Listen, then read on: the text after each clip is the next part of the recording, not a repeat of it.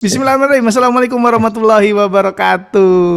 Selamat pagi, Muspanners. Waalaikumsalam Dan warahmatullahi juga wabarakatuh. teman-teman saya nih. Wah, di sini ada seperti biasa nih, ada Mas Takin. Luar biasa. Kabar saya baik, tidak usah ditanya. Luar biasa. Tapi Anda udah lama nggak in frame nih, Mas Takin. Iya, karena memang saya sedang fokus membesarkan badannya.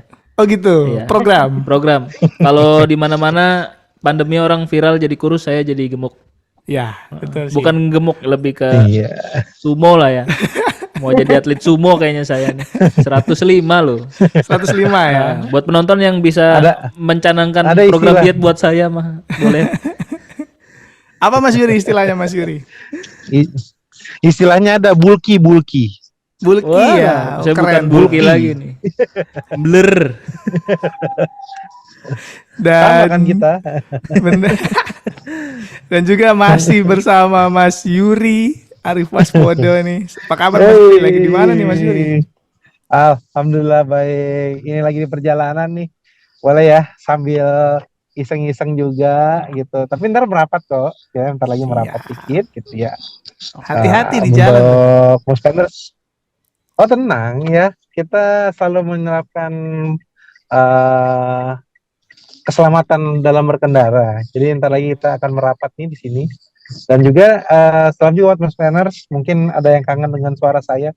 Enggak juga nggak apa-apa sih kalau nggak kangen nih gitu. Ya, udah lama sih nggak Mas kangen Yuri. kan? Ya? So pasti. Tidak usah ditanya. Dan sebelum kita memperkenalkan nih ya teman ngobrol kita yang paling cantik hari ini di sini nih, kita mau flashback dulu sebetulnya kenapa sih kita bikin konten seperti ini ya? Karena kita mau memperingati achievement nih.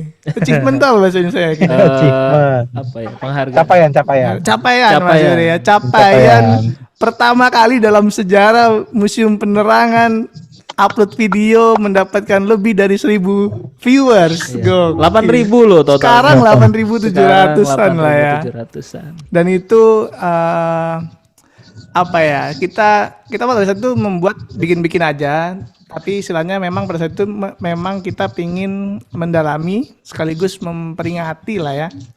Sebuah bencana alam yang memang dirasakan di saudara-saudara kita di Aceh. Seperti itu tentang tsunami Aceh. Dan antusiasme masyarakat memang perhatian masyarakat itu sangat besar di konten itu. Dan di kolom komentar juga aktif ya. Aktif banget, bahkan kakaknya yang punya kamera, Benar. Pak Hasim Mulyadi itu komen di konten kita yang itu. Luar biasa memang. Betul. Jadi dari situ mungkin selain achievement dalam segi jumlah viewers, tapi akhirnya Museum Penerangan juga apa ya tersadar nih bahwasannya koleksi-koleksi Museum Penerangan ini memang menjadi saksi kejadian-kejadian penting di masyarakat. Betul. Seperti itu. Dan kita pada saat konten yang itu memang tidak ada narasumber yang bisa menjelaskan kondisi secara langsung ya. Tapi hari ini spesial kita mengundang Mbak Hafni. Halo Mbak Hafni, selamat siang. Selamat siang. Saya Apa deg-degan kabarnya? dibilang cantik. Iya, ini paling cantik di sini nih. Paling cantik dong, pastinya. Sesuatu yang tidak benar. Mbak Hafni apa kabar? Sehat-sehat. Lagi di mana nih? Di kantor. Lagi di kantor. Kantornya di mana atau emang? Dinas Pariwisata. Dinas Kebudayaan dan Pariwisata. Di Aceh tentunya ya. Di Aceh, iya ya. Luar Bukan. biasa. Bekasi tuh. Masa di Bekasi. Nah, itu sama kantor Mas Takin nanti. Di Aceh. Di tempat terjadinya tsunami 2004 ya. Oh iya. Luar biasa. Dan Mbak Hafni ini memang pada saat itu juga sedang berada di Aceh ya? Benar. Saya baru 4 bulan ya berada di Banda Aceh. Oh gitu? Oh oke. Kalau begitu kita flashback nih ya. Kita flashback di tanggal 26 Desember 2004, betul ya? Ketika pagi hari itu ya Mbak Hafni ya? Benar. Pagi Saya belum hari. bangun tuh. Saya belum bangun. Oh ya? Oke. Bener Mbak, belum bangun Mbak? Iya, serius belum bangun. Gempa pertama ya. Iya. Iya. Oke, gempa pertama pagi-pagi akhirnya ada gempa kedua gitu ya Mbak ya? Susulan. Gempa susulan. Dan itu sebelumnya Mbak Afni ini memang lahir dan tinggal di sana atau seperti apa Mbak Afni? Enggak, saya enggak lahir dan tinggal di Banda Aceh. Saya bekerja ke Banda Aceh. Jadi tuh 4 bulan kalau saya nggak salah. Selama ini kan saya di Medan ya, sekolah di Medan, kuliah di Medan, kerja di sana. Terus saya pindah 4 bulan dan harusnya tanggal 25 itu saya sudah balik sebelum tsunami. Tapi saya tunda, nunggu 26. Kenapa? Bukan nunggu tsunami ya. Iya, Iya, tentu iya tidak. dong. Nunggu Saya tidak bekerja lagi di Banda Aceh. Saya sudah waktunya untuk pindah ke Medan, tapi saya tidak kembali di tanggal 25. Saya tunda 1 hari ke tanggal 26. Kenapa? Kenapa ditunda itu? Apa ada feeling sesuatu atau apa gitu? Oh, pengen aja, iseng. Nggak tahu, saya coba mengingatnya kenapa saya mengganti, tapi saya nggak tahu kenapa saya ganti hari itu. Dan posisi Mbak Afni di Banda Aceh? Di Banda Acehnya berarti Mbak, di sebelah mana Mbak? Di Lingke. Itu kalau Darussalam Universitas Syahkola itu Darussalam, jadi kalau dari kota ya arah ke sana, arah ke Darussalam. Oh, Darussalam. Posisi kan bekerja di Banda Aceh ya, berarti di Banda Aceh juga keluarga adakah atau? Ada, saya tinggal di rumah keluarga. Wow. Oke. Pagi itu. Oke, berarti backgroundnya seperti itu ya, menunda kepergian ya. Dan ternyata pagi-pagi belum bangun ada gempa nih ya. Apa Mbak yang pertama kali dilakukan setelah membuka mata pada saat itu? Goncangannya kan kuat gitu, jadi memang tidak ada apa ini gempa atau bukan, tapi memang goncangannya kuat yang buat saya bangun dan ada teriakan dari keluarga untuk nyuruh keluar gitu. Keluarga itu udah keluar duluan ke halaman depan. Karena saya tidak peka gempa, saya tidak peka gempa ke pintu samping. Tidak peka gempa, bukan karena baru bangun tidur, saya tidak peka, beneran tidak peka. Jadi saya keluar dari pintu samping justru ke halaman belakang. Di keluarga di halaman depan itu harusnya seandainya sudah teredukasi baik, itu adalah pilihan yang salah. Karena harus tempatnya terbuka ya, berarti harusnya Mbak ya, harus lari ke tempat lapang ya. Saya tidak lari ke tempat terbuka, malah ke lokasi yang sempit, harus buka beberapa pintu, kemudian itu kan kuat gitu ya, tidak bisa berdiri dari gempa pertama aja sudah nggak bisa berdiri, jadi sudah memang terduduk di tanah gitu. Saya tidak berpegangan saya lupa pegangannya sama pohon apa sama yang jemuran gitu, yang tidak kokoh gitu.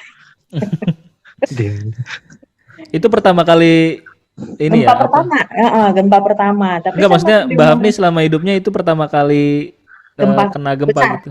Gempa besar. Oh, berarti sebelum itu pernah juga ngerasain gempa gitu? Pernah. Jadi gempa kecil itu kan hanya kayak gempa atau bukan, dan kita juga nggak lari kan. Iya.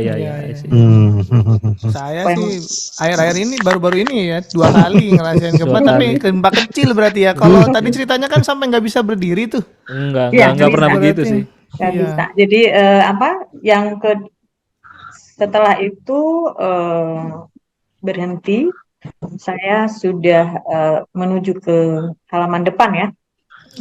Halaman depan itu datang susulan, itu lebih ini lagi kayak tanah berayun gitu, berpindah gitu. Oh iya.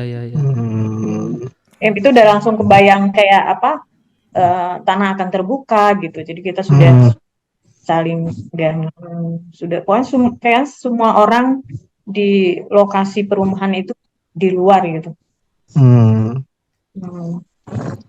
Kondisi rumah runtuh? beberapa, saya nggak, waktu kejadian enggak, tapi setelah mungkin sebulan apa beberapa minggu kemudian saya nanya, miring, Hmm.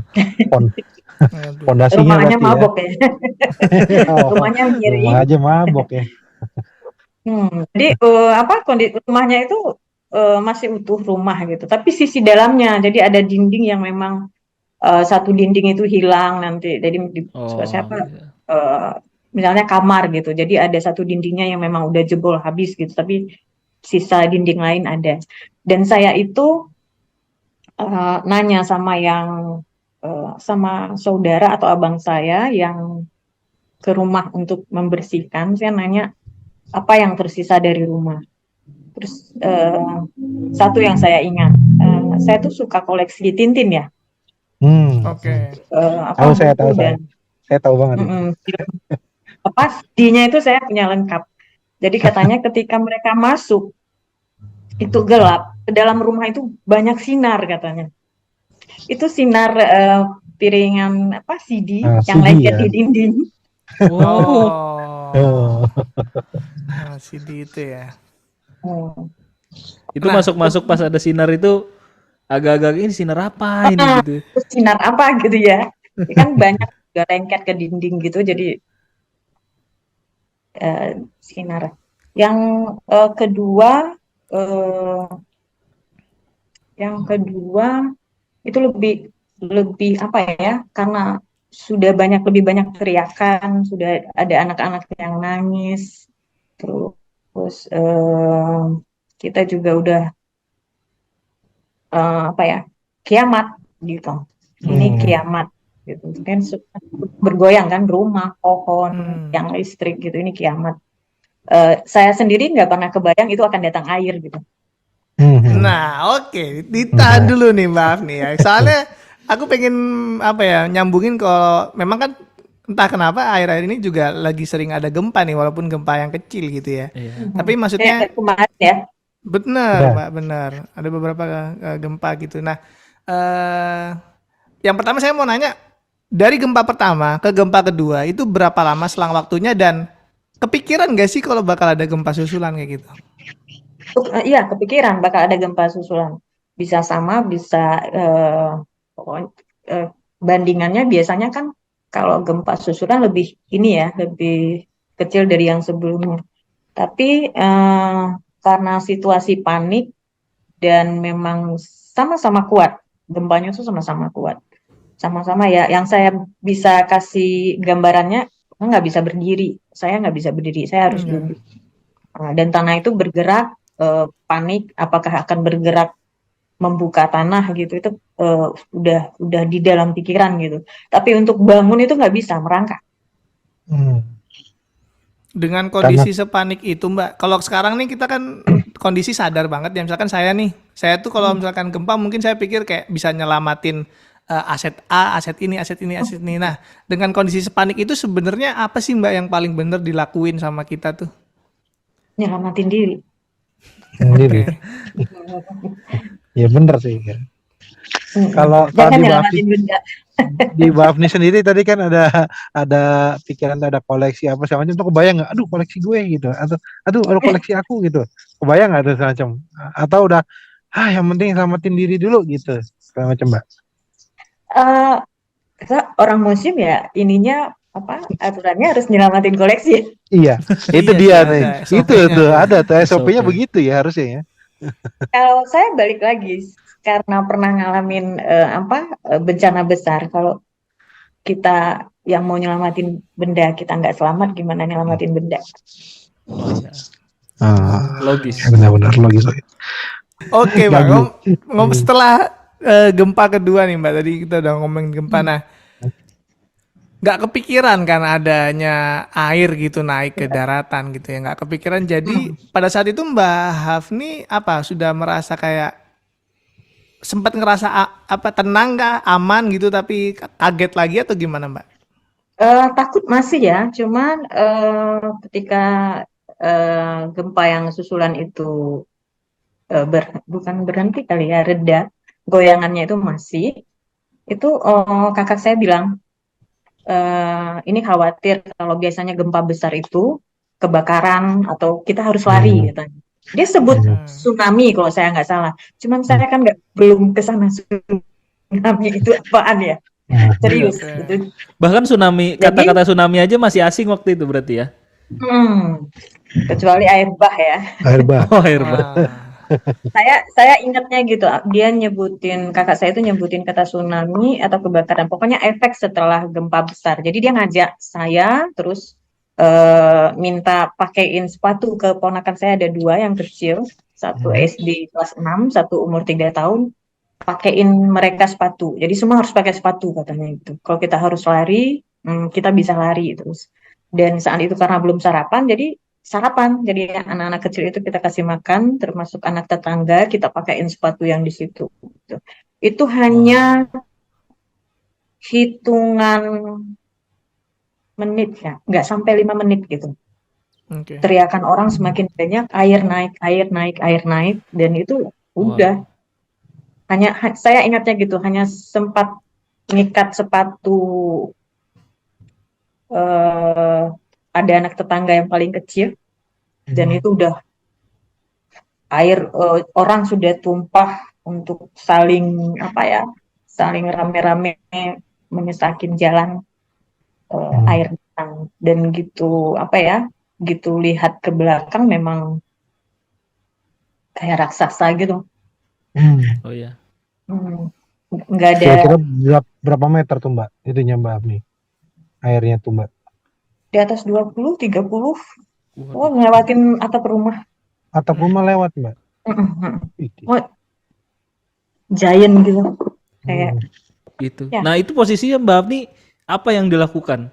Dan yang di kepala tuh apa? Apa pasrah kah atau masih ada harapan atau bahkan ada orang-orang yang masih menyemangati ke sana aja atau saling tolong menolong atau seperti apa kondisinya? Waktu orang bilang air gitu, Tutup. kita sudah bersiap sudah ikut lari dalam kerumunan orang-orang, kita ikut lari. Jadi saat itu saya sama kakak dan 2 anaknya, kemudian ada ponakan 1 lagi, jadi kita berlima, berempat. 1 ponakan yang usia 23-an, kemudian 1 ponakan yang SD kelas 6. Jadi kakak saya hamil 7 bulan. Jadi kita pegangan tangan berempat tuh lari.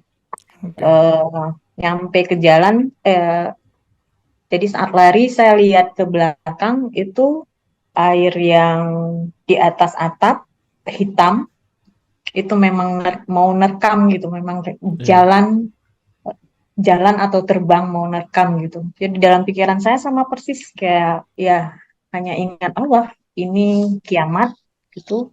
Ini ya nggak tahu lari kemana. Kita cuman tahu larinya ke depan, ngikut arus gitu, ngikut arus ke jalan besar gitu. Terus yang kepikiran karena kakak saya itu hamil 7 bulan, saya megang dia, kemudian kita tidak ada kesepakatan, cuman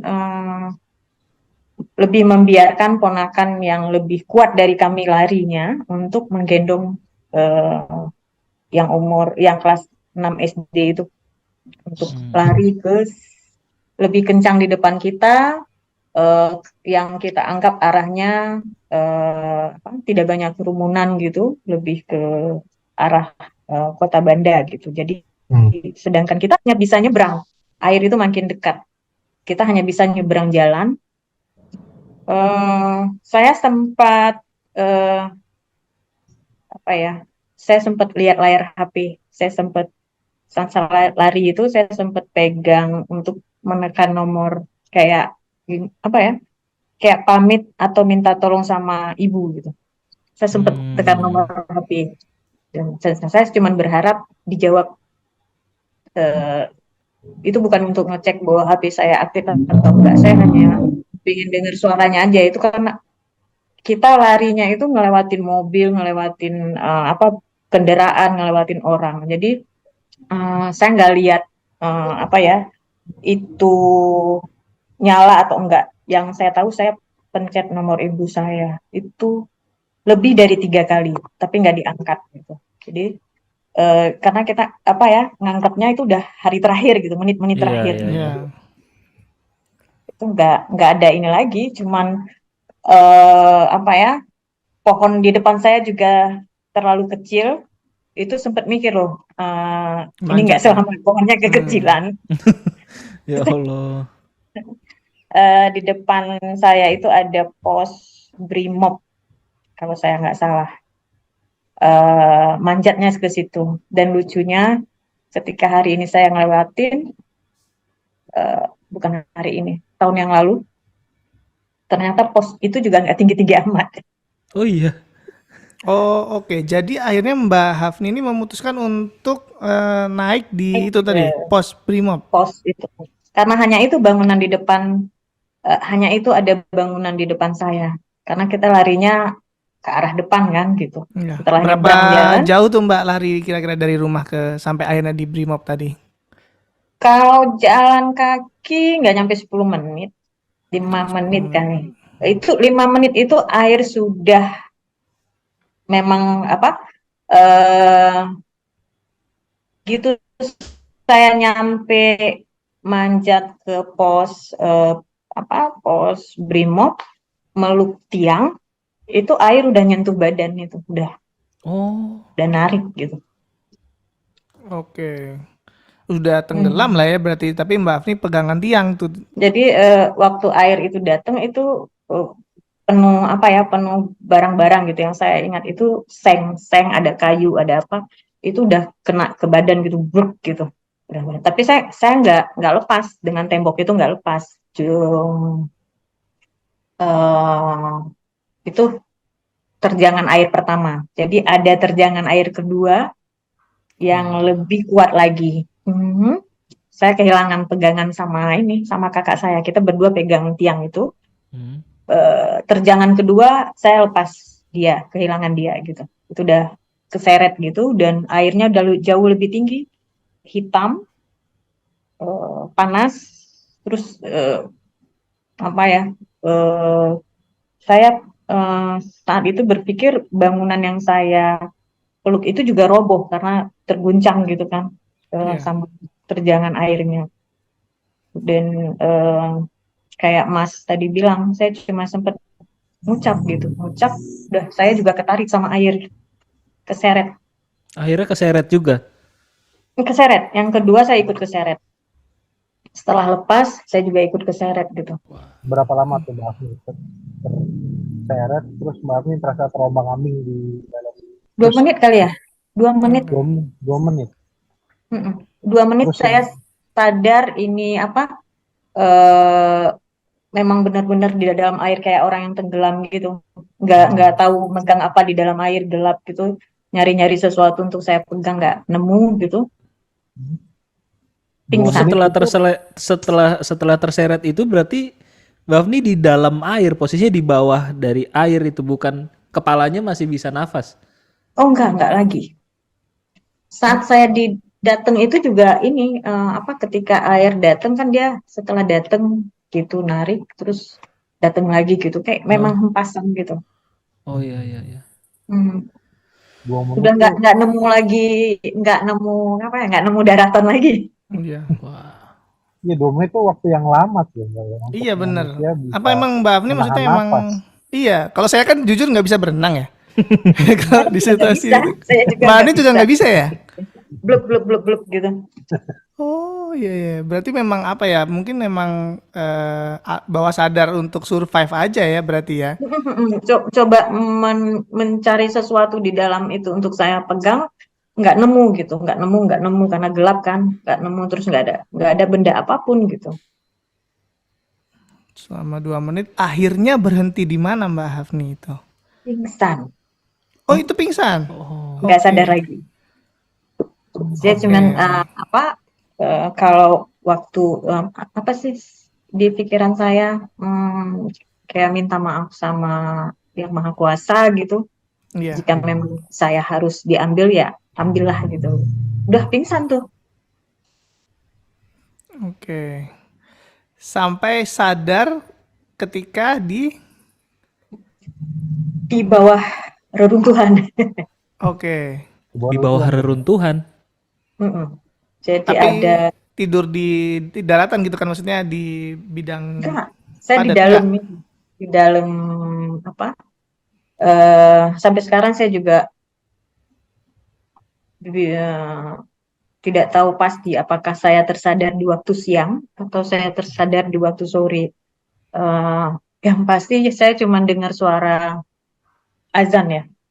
Hmm. Itu yang menandakan bisa nandain waktu kan, karena Ah, ketika saya sadar itu memang suasananya itu gelap, apa langit itu gelap, terus tumpukan sampah itu tinggi-tinggi banget, sampahnya sampah rumah ya, sampah Ya. bangunan, sampah rumah gitu. Jadi puing itu lah ya. mm-mm. Jadi saya di dalam puing-puing apa yang hancur itu, saya di dalamnya hanya kepala doang yang di luar, Hmm. badan kaki itu kejepit di dalam itu reruntuhan. Mbak Afni, sorry ya. Sekarang maksudnya ada bekasnya nggak? Apa ada luka atau ada apa membahas nih? Aman ya tapi.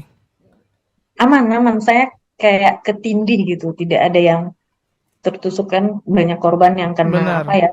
Kena seng. Saya juga berpikir bahwa saya kena seng gitu karena kaki saya perih gitu. Ternyata hanya tertindih gitu karena saya maksa narik ya.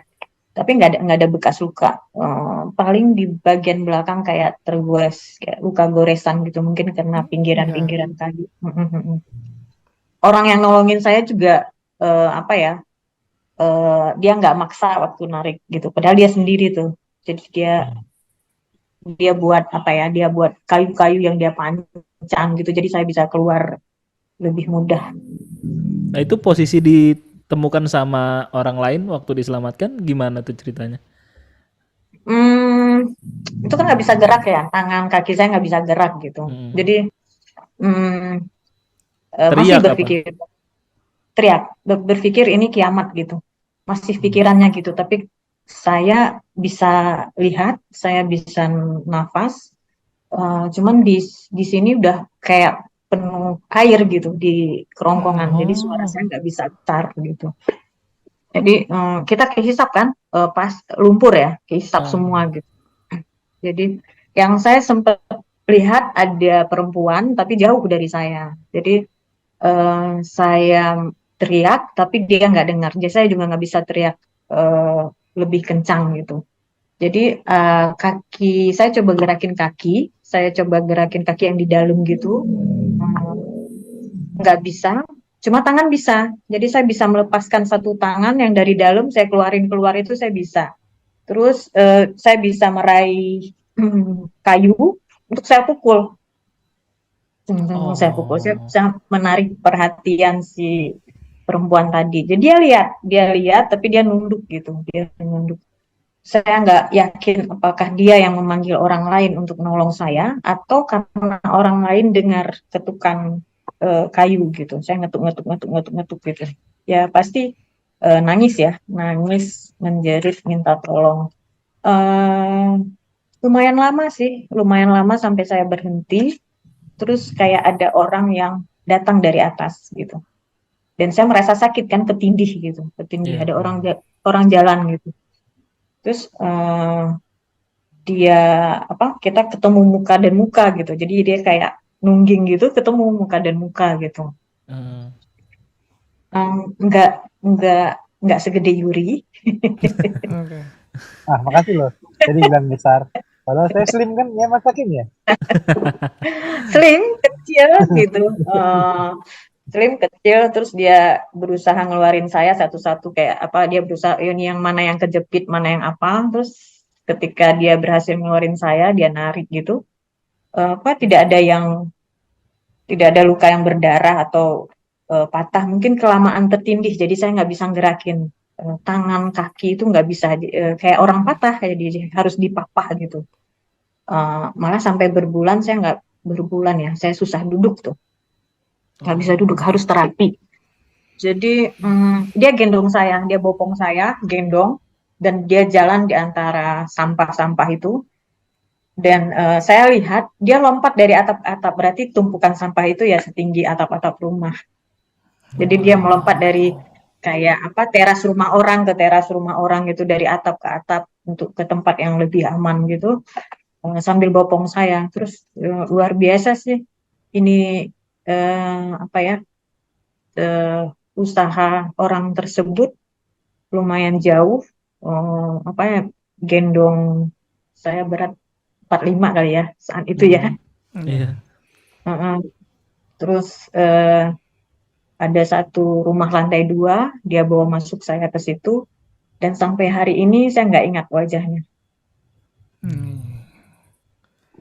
Jadi di dalam rumah itu makin lama, kayak bukan rumah sih, kayak kos-kosan atau mes gitu punya Brimob. Jadi ada banyak, satu-satu datang, ada bayi yang terluka, terus ada orang-orang lain, saya nggak tahu, mungkin lebih dari 8 orang. Itu ada 2 kamar, dan yang satu kamar lagi kayaknya laki-laki semua. Kalau yang ini campur, jadi ada ibu-ibu, ada bayi, terus ada remaja-remaja gitu. eh itu waktu jalan terus kan, waktu jalan-jalan-jalan, mereka itu bisa aktivitas, bisa keluar masuk, bisa ngomong gitu. Hanya saya yang terkapar di situ, nggak bisa ngapa-ngapain, dan ini saya makin makin sempit untuk bernafas, itu makin nggak bisa gitu. Makin apa? Ternyata dalam hidung saya juga penuh lumpur, telinga gitu. Itu memang kehisap ya.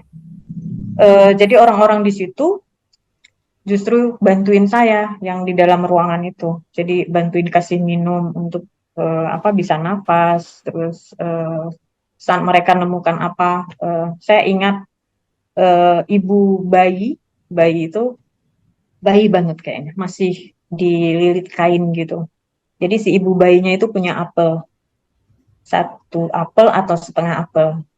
Jadi apel itu bergilir makannya, gigit, gigit, gigit, terus gigitan terakhir itu ngasih ke saya. Terus itu saya ingat kalau saya selamat, saya pengen banget makan apel.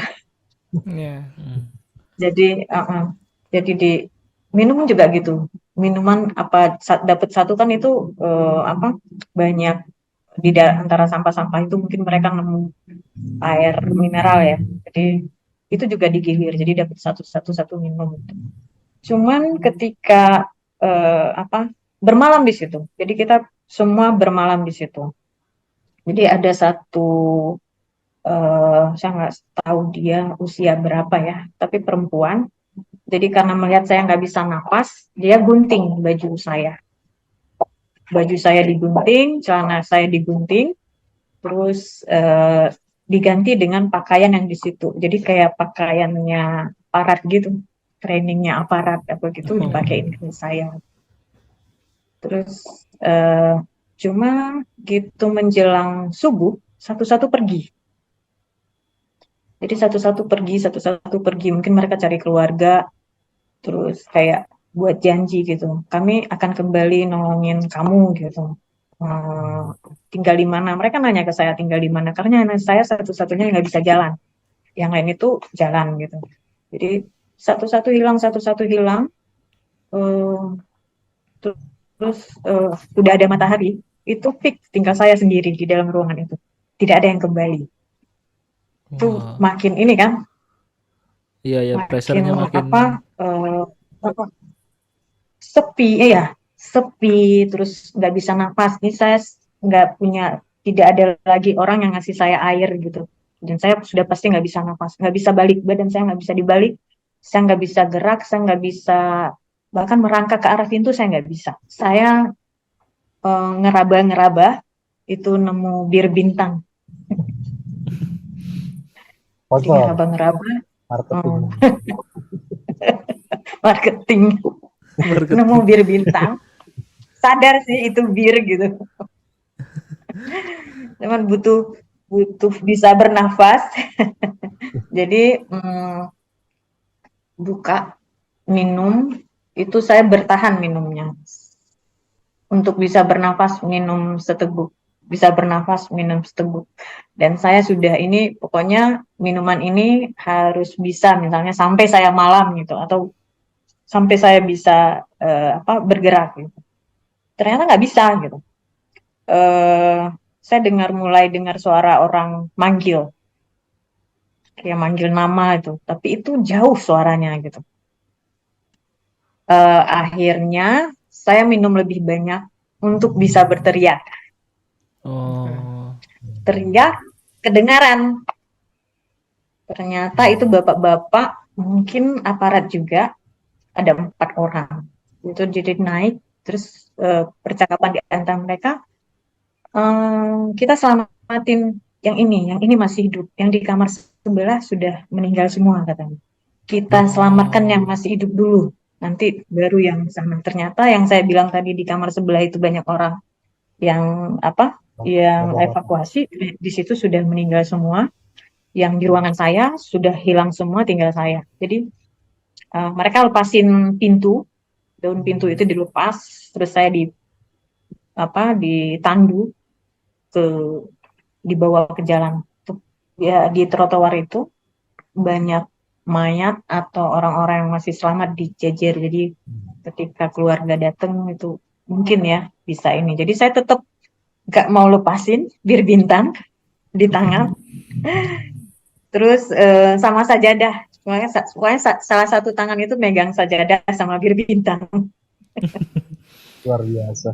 Kombinasi yang menarik. Mabuk tetap sadar ya. Tertahan hidup memang ya.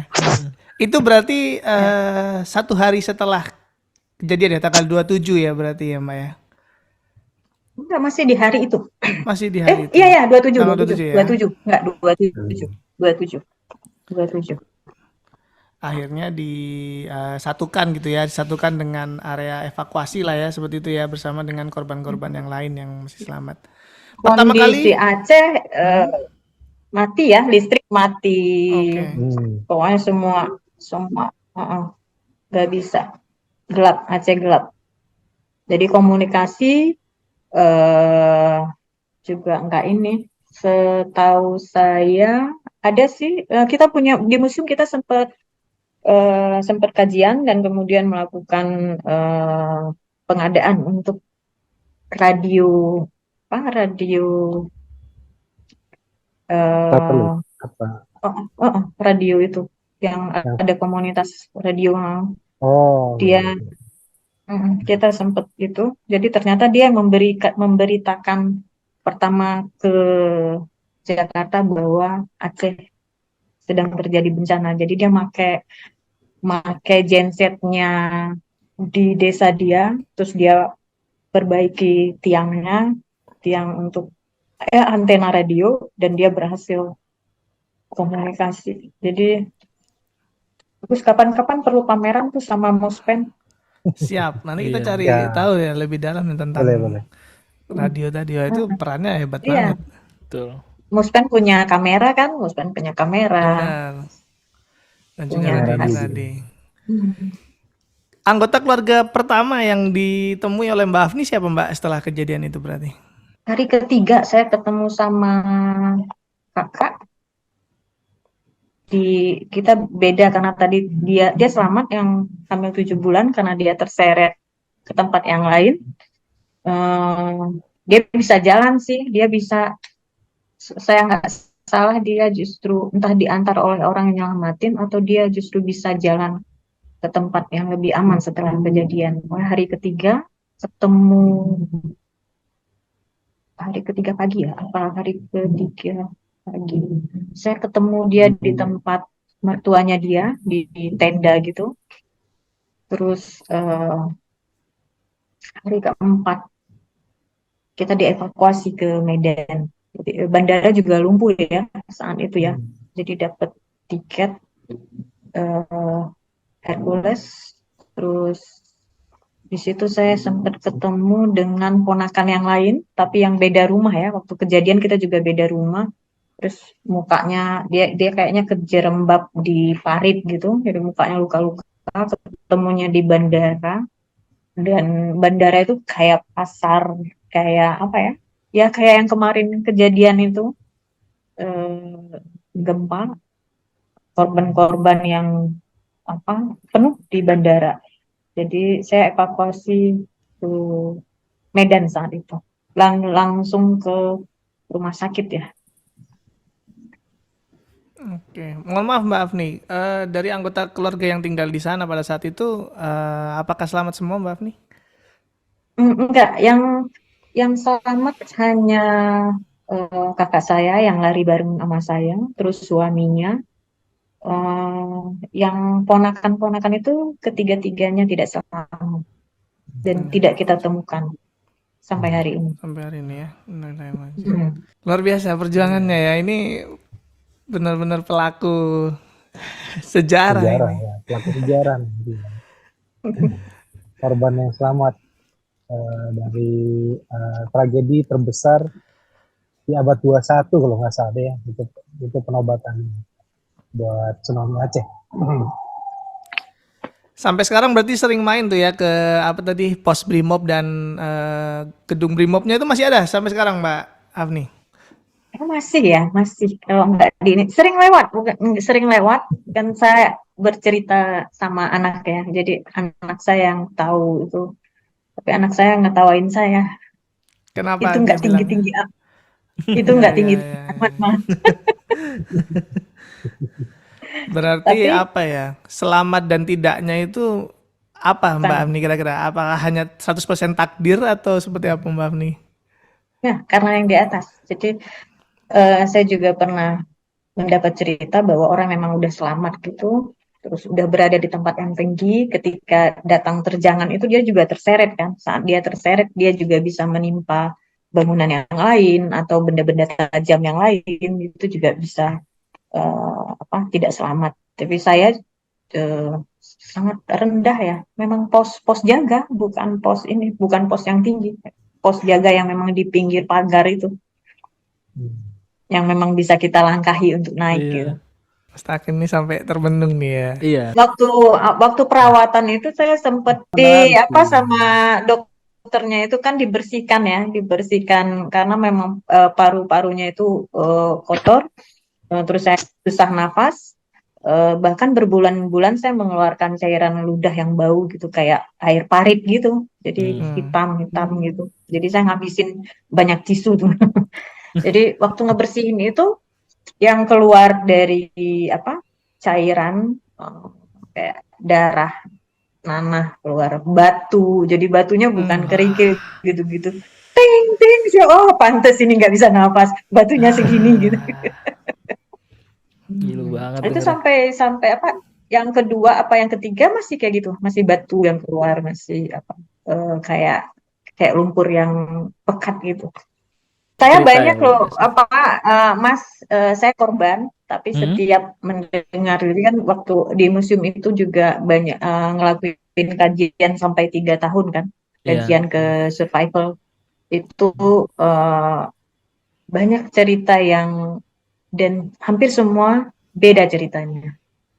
Cerita-cerita yang berbeda, mungkin kayak tadi saya tenggelam, ada orang yang keseret ke laut sampai berhari-hari. Semua cerita berbeda, semua dengan perjuangannya sendiri. Jadi saat saya dengar itu sama kayak Mas juga, wow gitu.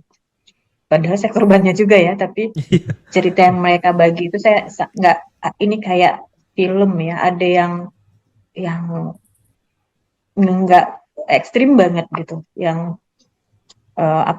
dia harus eh, memang udah pasrah gitu, dia nggak bisa, tiba-tiba ada tangan yang narik dia terus ngelempar ke apa istilahnya, angkutan umum gitu, angkutan Iya. umum yang terbuka belakangnya, terus dia dilempar, ternyata yang narik itu temennya, padahal dia udah pasrah gitu, dia nggak sanggup lari lagi, dia masuk ke dalam keranjang sayur pagi di pasar itu gitu, ditarik sama temennya masuk ke dalam angkutan, terus jalan di tengah jalan, angkutan itu justru mengarah ke air yang datang. Jadi situ harus turun saat angkutan lagi saat kendaraan itu jalan kan, bukan berhenti kan. Harus lompat turun mengejar kendaraan yang lain kalau nggak salah mobil tentara yang terbuka itu, mobil itu jalan tidak berhenti. Dan itu tinggi kan, dan ini perempuan harus lompat ke dalam mobil itu. Dia lompat. Itu saya, wow gitu. Iya sih. Gitu masuk ke dalam, ada ibu-ibu yang akan melahirkan, lahir gitu. Waduh. Itu wow gitu. Saya langsung kayak gitu. Mind blowing. Mind blowing. Dan nggak kerasa ya Mbak, atau mungkin Mbak Afni merasakan nggak ya, udah 18 tahun loh kejadian itu. Kerasa banget ya, saya kerasa banget. Kerasa ya. Dan ada ini Mbak, apa saya 18 tahun ini ada banyak perubahan Mbak di sana? Terkait bencana khususnya ya. Lebih ke ini ya, saya setiap berbicara dengan pelajar, orang-orang muda itu mereka mencari sendiri ya pengetahuan itu, terus pengetahuan bencana, kemudian mereka punya kegiatan-kegiatan yang juga seperti saya wow sama kisah tsunami, saya juga wow dengan ide-ide mereka itu, orang-orang muda justru yang itu yang menjadi penggerak. Tapi kalau lihat perubahan kota dan segala macam, ada sih plus dan minusnya ya. Tuh. Saya sempat bulan lalu dengan teman dari pihak asing, orang Jepang. Jadi kita pengen nelusurin arah evakuasi. Jadi saat kita nelusurin arah evakuasi, ternyata yang tanpa arah lebih dekat. Oke. Oh. Jadi kita sempat telusurin, wah ini kok makin jauh ya gitu. Jadi itu kan satu ketika saya lempar diskusi ke anak muda itu langsung jadi sesuatu, oh harusnya kayak gini, itu yang lebih peka ya mereka gitu. Jadi misalnya harus rambu-rambu itu harus warna apa, harus rambu-rambu sendiri juga harus tahan dari bencana ya, dari hujan, dari keropos, karatan dan segala macam. Seandainya bencana, udah pasti kan lampu mati ya, orang harus lari atau subuh atau itu nggak tahu kita kapan terjadi. Dan orang harus tidak perlu melihat tanda, hanya melihat warna, tidak perlu baca, orang udah tahu itu arah evakuasi. Terus kemudian saya juga karena banyak aktivitas, jadi rekaman saya di situ banyak aktivitas yang lakuin saat di museum itu lebih ke pelajar ya. Jadi dengan peneliti kita sempat membahas yang ini, menemukan bahwa orang-orang Aceh itu walaupun ada escape building dan beberapa bangunan yang lain, tapi dari peristiwa 2004 dan yang menjadi escape building. Jadi tetap arahnya ke sana. Jadi kita sempat ngobrol, mungkin sudah harus adanya konsep pemikiran-pemikiran bahwa pembangunan masjid atau revitalisasi masjid yang juga bisa menjadi escape building. Persis kayak museum tsunami gitu. Jadi brilian idenya Ridwan Kamil menjadikan museum juga escape building. Di hari ini museum itu ikon dan orang mudah mengingatnya. Jadi gempa 2011 ya. Begitu banyak orang evakuasi ke museum tsunami. Wow. 2011 ya Mbak ya? Itu ada gempa kembar kalau saya nggak salah. Jadi gempanya sama, susulan dan gempa pertama dan gempa susulan sama kuatnya 8, jadi itu memang udah warning tsunami kan. Iya. Masyarakat itu evakuasi ke museum tsunami. Jadi ternyata penting di satu kota masyarakat sudah peka dengan ini bangunan yang bisa kita untuk evakuasi terjangkau, dia bisa capai, itu penting dia ingat karena kita edukasi bencana ya, tapi kalau nggak sering-sering kayak nggak ada tersimpan. Jadi kita juga nggak teremot untuk ke sana gitu. Kalau kita kan nggak mungkin ya simulasi simulasi juga harus berbeda tempat, nggak mungkin di kantor melulu, di rumah atau di mana. Tapi ada simulasi yang menggerakkan kita secara spontan kan. Jadi kalau itu juga nggak kita kirim ke memori kita, itu nggak akan terjadi, percayalah. Jadi mau berapa kali Anda simulasi, Anda akan tetap salah buka pintu. Di bawah sadar lah ya berarti ya Mbak. Itu Tapi memang memang harus di sana dilatih. sering simulasi gitu ya Mbak jadinya ya, di kantor atau di lingkungan perumahan gitu? Pelajar yang sering ya. Oke. Pelajar yang sering. Jadi pelajar itu sering, dan tidak seperti di Jepang ya, kita sempat komunikasi, kita pertemukan, jadi ada anak SMA dari Jepang sama anak SMA dari Aceh gitu. Apa sih yang mereka buat bencana? Jadi kalau yang di Aceh ini, mereka beberapa sekolah itu mereka masih ada pelajaran untuk bencana, simulasi bencana segala macam. Kalau di Jepang itu sampai udah ada di sekolah-sekolah itu ada radio gitu. Jadi bukan bergantung pada apa namanya alarm tsunami warning itu, tapi mereka sudah punya radio antar sekolah segala macam. Gokil. Hmm. Luar Siap, biasa. ya. The best. Best. Aceh the best memang. Nah ini tadi tsunami, silakan Mas Yuri. ya tsunami Aceh tadi berarti jadi tempat buat evakuasi ya, musim tsunami Aceh ya. Iya betul. Nah menarik nih Mbak, Baik. museum tsunami Aceh ini boleh diceritakan nih Mbak. Berarti memang akhirnya dibuat sebuah tempat atau monumen gitu ya untuk Iya, memperingati. Seperti apa Mbak? Kalau saya sih saat ditempatkan ke sana itu sebagai korban berat banget. Oke. Apa yang harus saya kerjain, dan itu pasti apa ya, menendang-nendang memori saya ya. Betul. Masuk ke dalam ruang itu, saya masuk atau enggak saya masuk, tapi saya orang museum ya, itu ketemu dengan benda-benda itu, benda-benda yang memang akan bawa saya ke sana, ketemu dengan orang-orang pasti akan bawa saya ke sana. Jadi saya ini kalau saya ngikutin trauma, saya pasti nggak bisa. Jadi saya harus saya harus buat sesuatu untuk orang lain. Ini harus jadi tempat saya healing, museum tsunami gitu.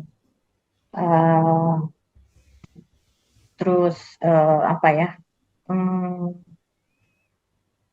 Semua, padahal itu bukan tempat ini ya, bukan tempat lama, tapi itu tempat baru yang dibangun sama Pak Ridwan.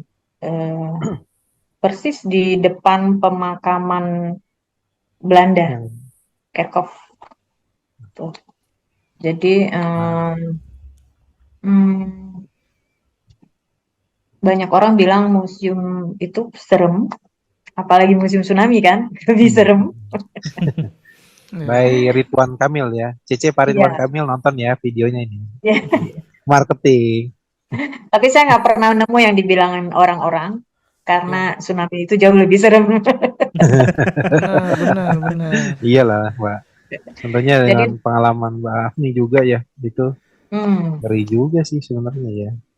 Jadi Pak Ridwan itu briliannya apa? Jadi dia sudah bangun ambience-nya dulu. Saat orang masuk ke dalam museum itu, dia sudah bawa ke dalam, masuk awal itu ke lorong ya. Lorong yang memang kalau korban pasti banyak pengunjung yang korban tidak mau melewati itu. Jadi pilih melalui tangga atau lift, tidak mau melalui yang bawah tanah. Dan itu memang ambience-nya seperti itu, gelap, air gitu, terus ada audio lafaz gitu, la ilaha illallah, itu memang yang ada di dalam hati korban saat itu. Itu memang pasti suaranya sendiri gitu. Jadi kalau saya jalan di situ memang suara saya sendiri seperti itu saat itu, gelap, tidak tahu, jadi mau melangkah salah, mau maju salah gitu. Jadi kita hanya tergiring untuk ikut aja, untuk ke bawah gitu. Terus itu dapet tuh Jadi terus Ridwan juga buat apa kayak sumur doa gitu dengan nama-nama para korban. Simple, sangat simple. Tapi itu juga apa ya, saat berdiri di situ ya kebayang kan ribuan nyawa yang Ratusan hilang. ribu mungkin Mbak ya. Hmm, Bahkan dan sampai ada yang termasuk. nggak ketemu ya jadinya. Jadi setiap nama itu juga bayangkan ceritanya berapa nggak habis-habisnya ya. Pasti Iya berbeda-beda betul. ceritanya. Kehilangan yang ini ada yang kehilangan satu keluarga, ada yang kehilangan satu kampung kali. Jadi hanya dia sendiri. Dia itu ada. Terus kita dibawa ke apa? Keluar dari kegelapan itu, tapi tidak langsung terang. Jadi terangnya itu pelan-pelan. Itu benar seperti kejadian yang sebenarnya gitu. Dari yang gelap, terus tiba-tiba teng teng teng teng teng, sampai kita ke lantai 2. Itu cerdas banget, brilian lah, brilian. Dan konsep escape building itu juga ini juga hal yang beda buat museum tsunami. Jadi kalau mengadakan simulasi juga tempat yang tepat ya, simulasi bencana drill itu juga dan museum terbuka untuk siapapun. Jadi kalau mau nggak hanya pelajar, orang kantor atau siapapun juga boleh untuk drill evakuasi di situ. Oke, ini kayaknya dengan berarti harus dipisahkan oleh waktu nih kayaknya Mbak Hafni. Tapi boleh deh satu-satu nih, satu orang satu pertanyaan pamungkas. Dari siapa dulu? Silakan. Mas Takin. Kalau aku bukan pertanyaan sih. Aku bukan pertanyaan. Aku malah minta nasehat ya dari Mbak Hafni ya. Bukan tentang tsunami-nya, bukan tentang apapun, lebih ke tentang hidup itu. Dari kisah hidupnya Mbak Hafni ini apa sih yang bisa dikasih ke kita-kita gitu. Selagi kita dikasih waktu untuk punya keluarga, punya teman, itu ya harus dijaga ya gitu. Jadi Wah, sempatkan waktu gitu. Karena iya. waktu itu Anda punya uang belum tentu punya waktu. Iya, iya betul, betul. Jadi Betul. mau kangen sama misalnya teman, kangen sama anak, kangen sama ibu, kangen sama ayah, itu nggak bisa dibeli gitu. Saat mereka ada, ya kita harus sempatkan waktu. Walaupun itu Ah, ketika mereka diambil, mau bilang kangen juga nggak bisa. Iya. iya. Hmm. Jadi Cukup ketika meneteskan kita air punya mata saya. hubungan, ketika hubungan pertemanan atau di kantor untuk, misalnya kadang-kadang saya mikir untuk apa sih gitu. Hmm, Ada perselisihan atau apa. Ketika waktu datang, kita nggak bisa balik lagi kan. Iya. iya. Bisa Nice, jadi orang yang kita nice, benci itulah yang akan nolong kita gitu. nice. Benar, benar, benar, benar, benar. Jadi punya Sangat anak, menusuk misalnya di kita hati. apa pekerjaan memang nuntut kita sih, tapi kita ada hari libur misalnya Sabtu Minggu, tapi kita lewatin sama temen gitu. Sedangkan sama temen itu di kantor juga Senin sampai Jumat sama temen gitu. Ya, Hmm. Sama anak hanya Sabtu Minggu kali. Tapi kalau udah dia remaja misalnya, udah SMP, udah SMA dia juga nggak sama kita gitu. Jadi ketika memang punya waktu, walaupun hanya ketawa, hanya makan bareng, nah itu yang saya ingat ketika tsunami itu. Jadi mau mau dibalik nggak bisa lagi, mau dibalik baca buku sama mereka, nemenin nonton itu nggak ada lagi gitu. Nice. Nice. Mas Hildan sepertinya menangis di sini, saudara-saudara. mantap, mantap. Dan ada satu lagi pertanyaan Mbak Hafni ya. Ini di frame-nya ini ada gambar apa ya? Ya itu pertanyaan gua lagi dan ya. Ya, ada wakilnya. Apa nih gambar apa nih Mbak nih? Mana Di Itu background ini, zoomnya background ini zoom-nya. sekarang. itu Tintin Oh iya. Tintin, Tintin. komik. Oh, ya, ya, Jadi ya, di Oh. ya, awal ya. Mbak Afni udah cerita Mas Wildan, Yang cahaya itu tadi ya. Sini. Iya. penggemar Ya, komik ya, ya, Tintin. Dan ya. saya juga termasuk temannya yang mencari-cari di Gramedia zaman dulu, Oh iya. mencari komik Tintin. Kalau Mas Yuri sukanya apa? Suka Tonton. wanita. Tronton. Alah, nggak ada ya. Enggak lah. Makanya badannya kayak tronton. Yes. Wes body shaming Suka guys. makan dong. Jadi Bodo saya amat. dari awal sampai akhir. Iya. Ya, Mbak Afni juga suka sushi loh. Ya. Iya, kita iya, bahas sushi. iya, benar. Ya, Nanti kalau kita live bareng kita bawain sushi. Siap. Simikiti wele. Wele. wele. Ngomong-ngomong soal tahun depan nih Mbak Afni, kira-kira boleh dikasih bocoran nggak Mbak Afni? Mungkin dari Museum Tsunami Aceh ada kegiatan apa di tahun depan, atau mungkin dari segi pariwisata Aceh nih yang bisa menjadi alasan Muspenners datang ke sana untuk mendapatkan informasi ataupun edukasi di Aceh gitu Mbak Afni. Kita live tahun depan. Wih. Oi. Oke, siap. Museum Tsunami kayaknya pasti banyak kegiatan, apalagi Desember yang kayak rangkaian gitu, baik itu untuk pelajar, masyarakat. Jadi tinggal kolaborasi. Terus seandainya hanya Muspen aja yang di sana, saya yakin Museum Tsunami akan bisa dukung untuk lokasi dan peserta. Wih. Siap. Nice. Nice. Oke, kalau begitu. Seru loh, Iya, seru. Live-nya di rooftop. Wih, siap. Oi. siap.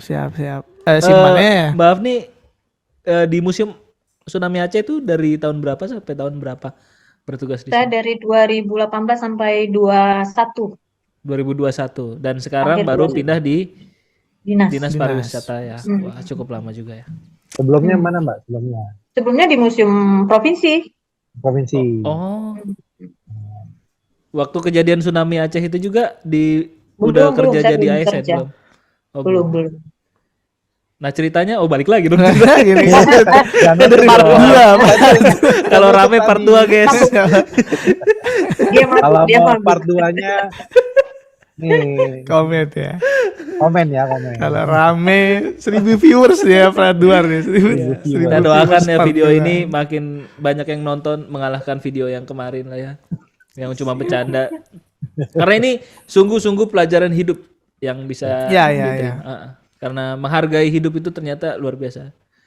Bukan hanya tsunami loh ya di sini yang jadi highlight menurut gua ya. Iya, karena kan setiap orang tinggal, setiap lokasi beda-beda pasti Iya. tantangannya, bencananya.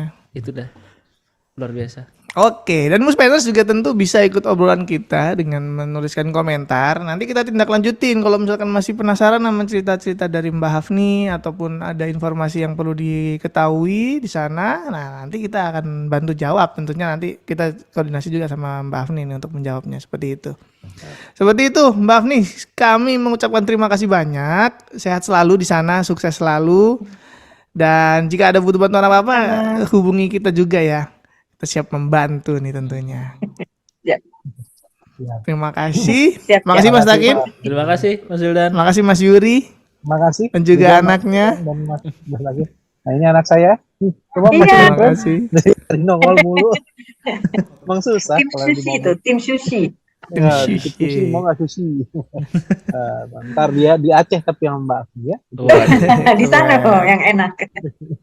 Oke, terima kasih Muspenners semuanya yang sudah nonton. Sampai jumpa di episode berikutnya. Dadah. Assalamualaikum warahmatullahi wabarakatuh.